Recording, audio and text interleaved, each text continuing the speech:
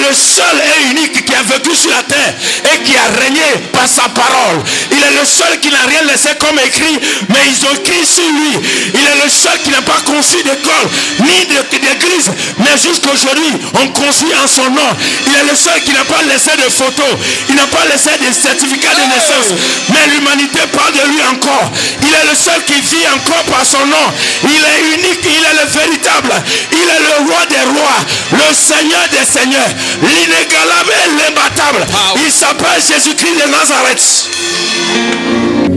Ça fait quoi si aujourd'hui tu n'as pas à manger et que demain tu donnes à manger aux gens? Ça fait quoi si aujourd'hui tu n'as pas de voiture et que demain tu perds des voitures pour donner aux gens? Ça fait quoi si aujourd'hui tu n'as pas de mari et que demain le mari qui vient là, c'est le mari qui va changer l'histoire de toute ta famille? Frères et sœurs, quand tu as Jésus, au départ ça paraît difficile, hein? Mais acceptez. Et vous-même vous allez voir. Si tu veux réussir dans ta vie, si tu veux que ton destin s'accomplisse, ne fais jamais confiance à l'homme. Accroche-toi à Jésus. Ça fait que sur ton chemin, le jour où tu as fait des erreurs, il peut te récupérer, il peut te laver, il peut te sanctifier, il peut te faire grâce, il peut te repositionner, il peut te donner encore une nouvelle chance. Mais l'homme ne te donnera jamais une chanson. Voici une raison pour laquelle tu dois t'accrocher à Jésus. Mais si tu n'as pas Jésus, tu vas devenir sorcier. Parce que ton cœur va te faire tel mal que tu vas vouloir faire du mal. Mais c'est Jésus qui va penser cette plaie. C'est Jésus qui va te dire, ne t'occupe pas de ça, je te suffis. Je suis avec toi, ne t'occupe pas de tout ça. Il y a des gens qui te quittent là, ne te lamente pas, ne te plains pas. Ne cherche pas autre chose, continue ta route. Continue ton travail. Ne t'arrête pas de faire ce que tu sais faire.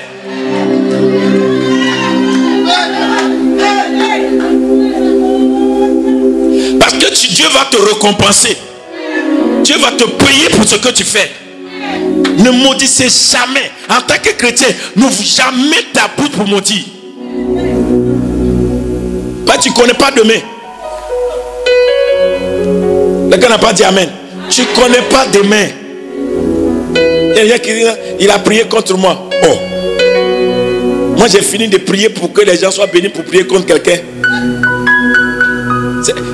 Quelqu'un même qui prie contre quelqu'un, c'est un sorcier. Oui. Là tu t'arrêtes pour dire, ça te bloque au nom de Jésus. C'est quelle prière? Jésus est venu débloquer, toi tu bloques. Je te maudis au nom de Jésus. Jésus est venu pour libérer les gens de maladies, soit tu maudis. C'est quel Jésus tu utilises? Ce n'est plus le vrai Jésus. C'est parce que les gens n'ont pas la connaissance. Mais toi, pose-toi la question. J'ai là, il va voir. Elle va voir ce qui va lui arriver au nom de Jésus. C'est quelle prière?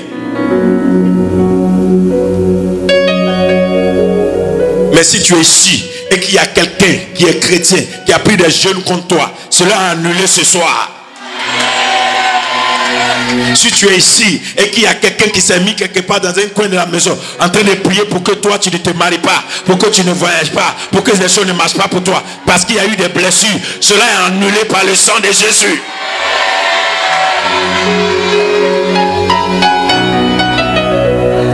Si tu es ici, un pasteur t'a maudit, un prophète t'a maudit, cela est enlevé par le sang de Jésus. Cela n'aura plus d'effet.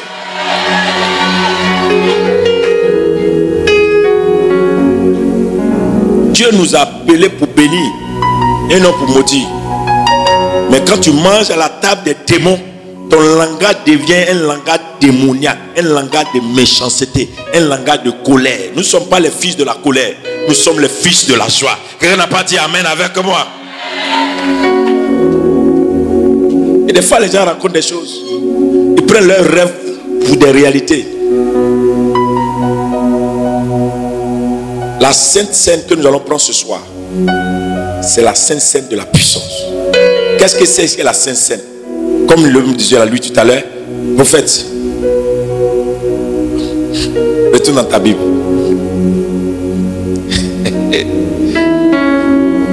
Qu'est-ce que Jésus a dit? Et nous prenons la Sainte Seine. C'est tout ce que nous allons faire ce soir.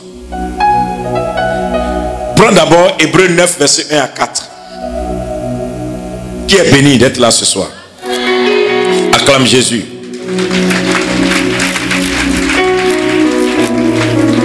Hébreux 9, verset 1 à 4. Il dit, Hébreux 9, oui, versets 1 à 4.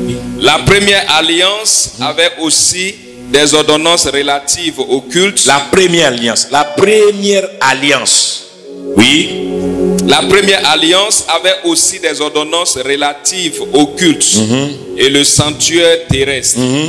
Un tabernacle fut en effet construit dans la partie antérieure appelée le lieu saint. oui, Était le chandelier, la table et les pains de proposition.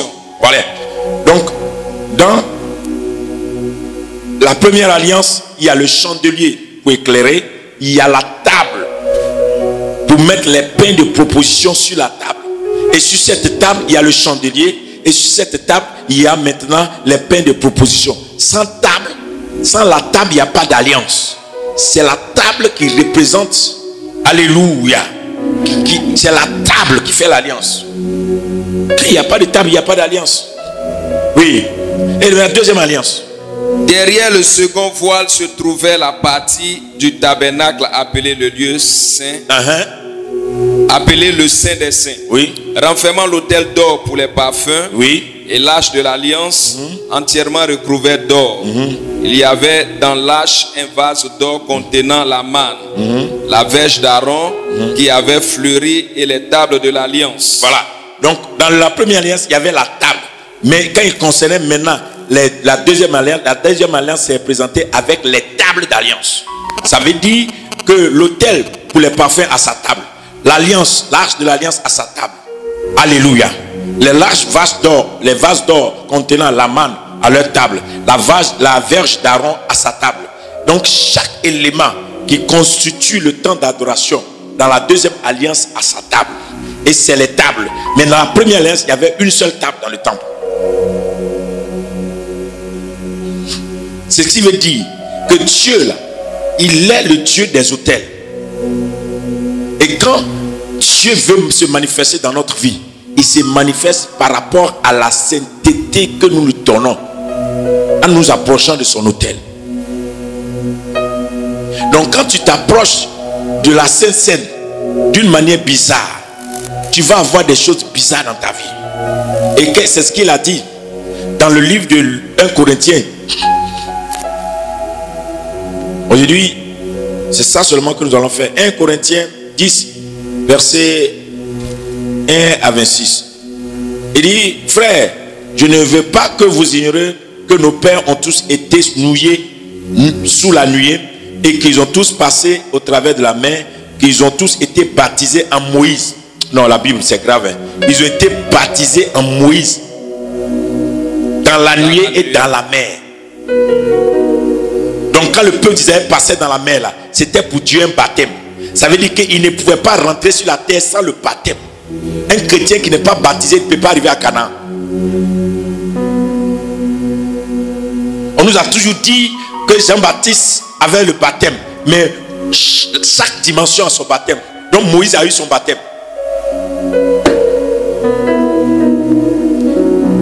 Avant que Jean-Baptiste ne baptise dans le Jourdain, le peuple d'Israël a été baptisé dans la mer. On dit quoi? Le baptême de quoi? Tous ont été baptisés, c'est ce que la Bible dit, en Moïse. Qu'ils ont tous mangé le même aliment spirituel. Donc la manne, bien que sa manne soit physique, c'était spirituel. Et qu'ils ont tous bu le même breuvage spirituel, car ils buvaient à un rocher spirituel qui les suivait. Et ce rocher était Christ. Pendant 40 ans, chaque fois qu'ils arrivaient quelque part, les robinets ça apparaissait. C'est-à-dire que des rochers se retrouvaient où il y avait l'eau qui sortait et puis buvaient. Vous connaissez Dieu? Oh, ces choses sont arrivées pour nous servir d'exemple. Afin que nous n'ayons pas de mauvais désirs, comme on en a tous eu. Nous ne devenez pas idolâtres, comme quelques-uns d'eux. Selon ce qu'il écrit, le peuple s'assit pour manger, pour boire, puis il se levait pour se divertir. Vous voyez? Dieu ne te donne pas pour manger, parler, se divertir. Ne nous livrons point à l'impudicité, comme quelques-uns d'autres s'y livraient, de sorte qu'il n'en tomba 23 000 en un seul jour. Je ne vais pas parler de ça aujourd'hui. Après, je vais vous parler par la grâce de Dieu avant ce séminaire de la coupe qu'on appelle, qu'est-ce qu'on appelle l'impudicité vraie. Je vais vous démontrer ça dans la Bible. tu vas comprendre ce qu'on appelle l'impudicité. Demain, par la grâce de Dieu, on va aller dessus. Parce que quand on parle de l'impudicité, on attache ça au sexe. C'est vrai quelque part, mais juste une partie. Je vais vous démontrer par la Bible ce qu'on appelle l'impudicité. Tu vas comprendre la puissance de l'impudicité. Comment est-ce que tu peux mourir bien que tu es vivant à cause de l'impudicité? Alléluia. Il dit, ne tombons point, ne tentons point le Seigneur, comme le tentaient quelques-uns d'eux, qui périt par le serpent. Voilà. Ne murmurez point. Dès que tu murmures trop, quand tu tentes Dieu, tu murmures, tu ne peux pas y arriver. Il y a des gens qui tentent toujours Dieu. Il y a des gens toujours qui se plaignent. On ne m'a pas fait ça, on ne m'a pas dit ça, je n'ai pas eu ça. Pourquoi c'est moi? Toujours, Dieu dit arrête de murmurer, avance. Les chrétiens se plaignent trop. Ça fait qu'aujourd'hui, on ne gagne plus d'âmes au Seigneur. Les églises sont remplies des murmures. C'est-à-dire que celui qui se plaint ici, il va chez l'autre. Quand quelqu'un se plaint d'un pasteur, il va chez l'autre pasteur. Quand quelqu'un est frustré dans une église, il va dans l'autre église. Donc il y a des églises évangéliques, des frustrés. Quand il va chez l'autre pasteur, il dit non, là-bas, là, je ne sais même pas si c'est la parole qu'il prêche. Ça, là-bas, là, mais il n'y a rien de bon, mais c'est toi qui es le bon pasteur. Il reste là-bas pendant 5 minutes. Oh, c'est ça, c'est pasteur. Ils vont faire 10, 25 églises. L'église des murmures, des chrétiens qui murmurent. Quand tu murmures, tu n'arrives pas, tu tombes.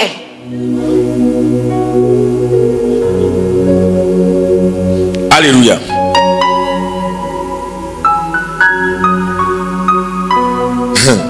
Aucune tentation ne vous est survenue qui n'ait été humaine.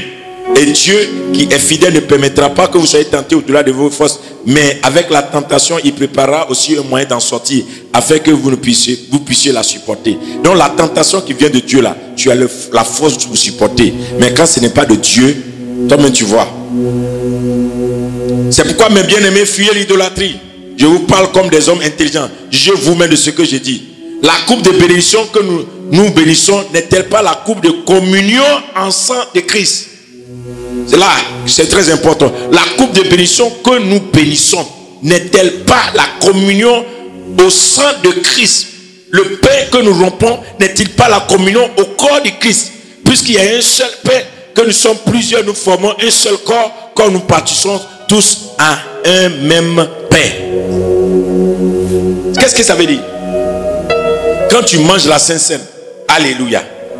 Quelqu'un me dit amen. Tu es né avec un corps, une âme et un esprit. C'est ça, non? Mais la Bible dit, si je vis, ce n'est plus moi qui vis, c'est Christ qui vit en moi. Comment Christ va vivre à toi? Puisque déjà tu es né de Quadio, tu es né de Tibé, tu es né de... qui encore? Hein? Tout cela. Hein? Et Dieu dit, quand tu es né de nouveau, tu vas perdre la première nature, tu vas avoir la deuxième nature. Mais la deuxième nature, maintenant, Christ doit s'incarner en toi. Et toutefois que tu prends la Sainte Seine, tu prends la nature de Christ. C'est pourquoi on peut t'appeler petit Christ. Donc maintenant, ton corps est devenu un corps de Christ. Et ton sang devient un sang de Christ. C'est pourquoi quand vous le mangez, vous mangez mon corps. Quand vous le buvez, vous buvez mon sang. À partir de cet instant, ce sang-là va avoir une influence dans votre vie. Mais vous devez le manger, le boire dans l'esprit d'être saint. On ne le mange pas pour le boire parce que tu as fini de manger avec la table des démons et tu viens manger ça aussi. Ça va devenir un problème contre toi. Voici pourquoi la Sainte Seine est l'élément de croissance, de puissance et de domination. Un chrétien qui participe à la table du Seigneur régulièrement, il croit, il domine, il devient puissant. Un chrétien qui mange la Sainte Seine et prépare à la rencontre du Seigneur. Quand tu viens à la table de la Sainte Seine, le psaume 23 marche avec toi. Quand tu as l'habitude de te préparer, chaque fois qu'on dit à la Sainte Seine et que tu prépares ça dans la prière, tu prépares ton corps, tu prépares ton esprit, tu deviens de fur en fur puissant. Au fur et à mesure, tu deviens puissant. La croissance est en toi, spirituelle. La croissance physique, alléluia. La Sainte Seine a affecté ton corps. Il y a des maladies que vous avez dans le sang. À cause de la Sainte Seine, la maladie disparaît. Il y a des malédictions qui sont dans ton sang. À cause de la Sainte Seine, la malédiction disparaît. C'est pourquoi on ne donne pas la préparation de la Sainte Seine à n'importe qui. Parce que n'importe qui fait la Sainte Seine peut envoûter les gens par la Sainte Seine. C'est le repas du Seigneur. Et c'est la Sainte Seine qui dit, Dieu dresse une table en face de mes ennemis. C'est par la Sainte Seine que tu as cette lecture. Quand tu manges la telle, la Sainte Seine interdit à tes ennemis de te toucher. Quelqu'un n'a pas dit amen. Quand tu manges la Sainte Seine interdit aux sorciers de te toucher. À tous ceux qui sont des ennemis de destin de te toucher. Parce que la Sainte Seine devient une puissance, une autorité divine qui t'accompagne. Mais pour manger la Sainte Seine, tu dois vomir les faux dieux, l'idolâtrie. Tu dois abandonner de manger à la table des idoles, des démons. Tu ne peux pas te suivre à la table des démons et venir manger à la table du Seigneur. C'est pourquoi nous sommes plus puissants. Mais ce soir, je crois que quelqu'un qui est né pour être milliardaire, qui est bloqué depuis des années, quand tu finis de manger la Sainte Seine, ce qui est bloqué va être débloqué. Ce soir, je crois que quelqu'un qui est né, tu es né pour faire que des jumeaux. Mais si tu crois au Seigneur et que tu reviens dans un cœur repentant, tu manges la Sainte Seine, tu seras surpris que les jumeaux vont s'allier. Dis amen.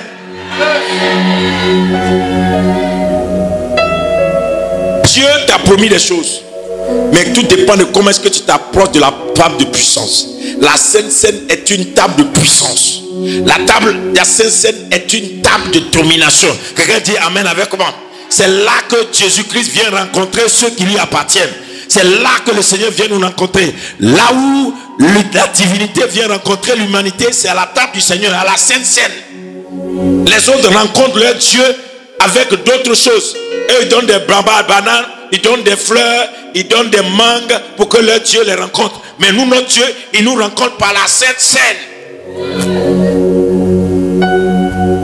C'est pourquoi dès aujourd'hui, quand on va finir ce programme, vous qui êtes venus d'autres églises, retournez et pratiquez la Sainte Seine.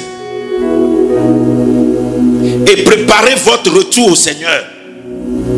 Et rentrez dans un esprit saint avec la table du Seigneur. Et honorez ça, vous allez voir Dieu travailler dans votre vie. Si tu as dit amen, je déclare que dès ce soir, plus rien ne régnera dans ta vie. Jésus va s'incarner en toi. Ta nature va changer en Christ. Désormais, si tu vis, ce n'est plus toi qui vis, c'est Christ qui vit en toi. Si un sorcier peut manger Christ, qui vient te manger? Si on peut tuer Christ, qu'on vient te tuer. Si on peut détruire Christ, qu'on vient te détruire. Qu'on peut bloquer Christ, qu'on vient te bloquer. Si on peut appauvrir Christ, qu'on vient t'appauvrir. Si on peut rendre stérile Christ, qu'on vient te rendre stérile. Mais je crois qu'en Christ, tu retrouves ta vraie identité et tu retournes dans la puissance au nom de...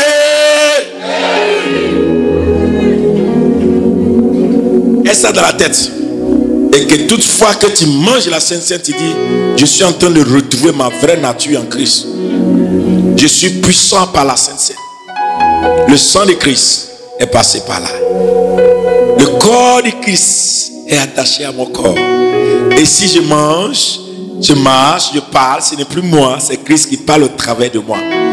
C'est pourquoi quelqu'un va te regarder et va dire, lui là il n'est pas normal. Oui, je ne suis pas normal, je suis surnaturel. Quand ils ont vu Joseph, ils ont dit, Joseph, il a des lumières en toi. Il n'est pas normal. Quand ils ont vu Daniel, on dit, Daniel, il a un esprit supérieur. Il n'est pas normal. Quand ils ont vu Shadrach, on dit, leur Dieu là, même ils tombent dans le feu, ils ne brillent pas. Ils ne sont pas normaux. Quelqu'un dit amen avec moi? Ah, quand David a terrassé Goliath, et Saül même a regardé, il a dit, l'enfant il n'est pas normal. Comment à 17 ans tu fais ces choses? C'est pas normal. C'est pas normal. Pourquoi? Parce qu'en réalité, j'ai perdu la nature d'échec qui était de ma famille. J'ai revêtu la nature d'espoir qui est en Jésus. C'est pourquoi les choses qui vont se passer dans ma vie ne seront plus des choses normales. Redeviens anormal. Deviens une personne anormale pour ta génération. Que le surnaturel t'habite. À partir de ce soir où tu manges le repas du Seigneur, tu es en train de manger le surnaturel. Tu es en train de manger le surnaturel. Le surnaturel t'accompagnera tous les jours de ta vie. Le surnaturel dans tes affaires. Le surnaturel dans ton corps. Le surnaturel dans ton esprit. Le surnaturel dans ton âme. Le surnaturel dans ta parole. Le surnaturel dans tes pensées. Le surnaturel dans ton raisonnement. Le surnaturel dans ton dans ta conscience, le surnaturel dans ta manière même de voir, le surnaturel dans ton entendement, le surnaturel dans ta manière de marcher. Et si je marche désormais, c'est Christ qui marche. Si je parle, c'est Christ qui parle. Si j'agis, c'est Christ qui agit, parce qu'il habite en moi. Et récite ces paroles et continue de vivre ça. N'accepte pas que quelqu'un te vole cette partie. Dis-toi que tu as Jésus. Et Jésus là, il te suffit. Tu peux relever les plus grands défis de ta génération. Ne va pas avec les habits des autres. Ne va pas avec les exploits des autres. David allait avec son caillou et il a tué Goliath. Chacun est né avec une force. Tu parais peut-être ne pas être comme les autres, mais il y a quelque chose que tu as que les autres n'ont pas. C'est ce qu'il te faut. Tu n'as pas besoin de ce que les autres ont. Tu as besoin de ce que tu as. Dieu peut l'utiliser. Peut-être que tu n'es pas super doué, mais tu as un talent que l'autre n'a pas. Dieu a besoin de ce talent. Et sache une chose, si après ce programme, toi-même tu fais confiance en Dieu, tu te reconstitues dans le Seigneur, tu te rapproches du Seigneur, tu te rapproches de la table du Seigneur, tu vas voir tes ennemis vont tomber chaque jour.